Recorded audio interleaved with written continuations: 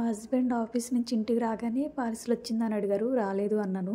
వెంటనే సెక్యూరిటీకి కాల్ చేసి పార్సిల్ అయితే తెప్పించారు. ఈ బాక్స్ చూడగానే ఇంత పెద్ద బాక్స్ ఉంది, ఏముందా అనుకున్నాను.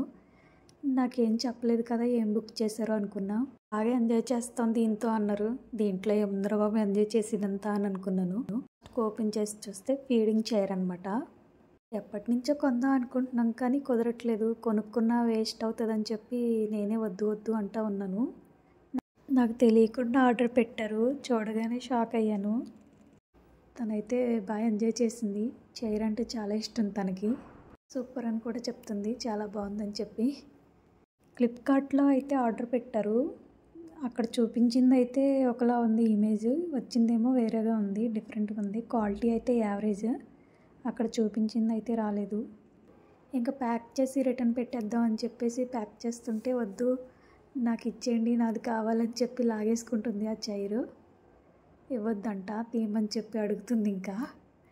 ఇంకా తనైతే వేసుకుంది ఆ చైర్ మొత్తానికి, బయటికి ఏదోలాగా లాగేసింది దాన్ని.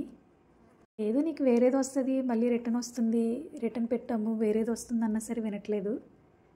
Thank you for watching. Please subscribe.